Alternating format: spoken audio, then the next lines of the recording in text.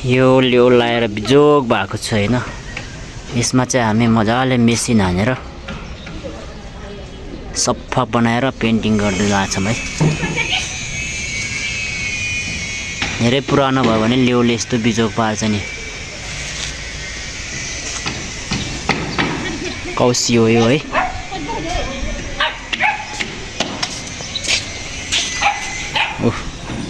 सोलोभहरू पनि त्यस्तो भएको छ। सोलो पनि बिग्रेर खरानी भएको छ खरानी।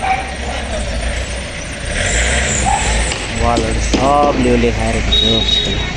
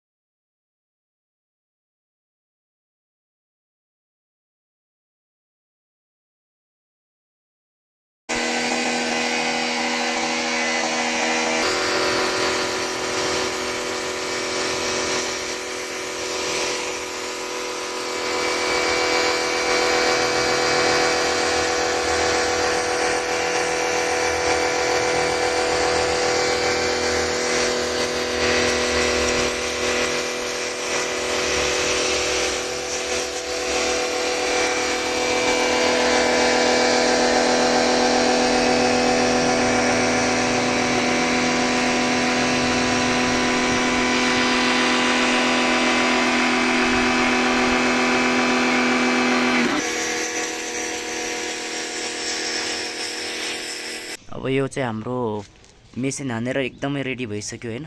पहिले कस्तो थियो नि त लेउ लाएर पुरा कालो थियो नि त। अहिले कि कति राम्रो भएको छ, सफा सेतो भएको छ। अब यसमा चाहिँ हामी पेन्टिङ गर्छौँ हैन। लेउहरू सब झारिसकेको छ नि त। क्या दामी भएको छ अहिले। पहिले कस्तो बिजोग थियो नि त, अहिले पुरै सेतो भइसकेको छ। मेन समस्याहरू यो कौसीमा खेती गर्नुहुन्छ नि, यसले पनि अलिक समस्या पार्छ कि के हो।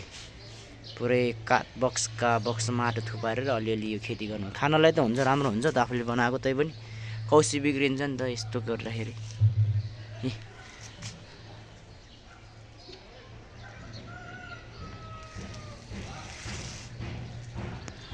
ल आजको भिडियोलाई यति नै हो साथीहरू हैन। भिडियो कस्तो लाग्यो, यो भिडियो मन पर्यो भने लाइक गरिदिनु, कमेन्ट गरिदिनु।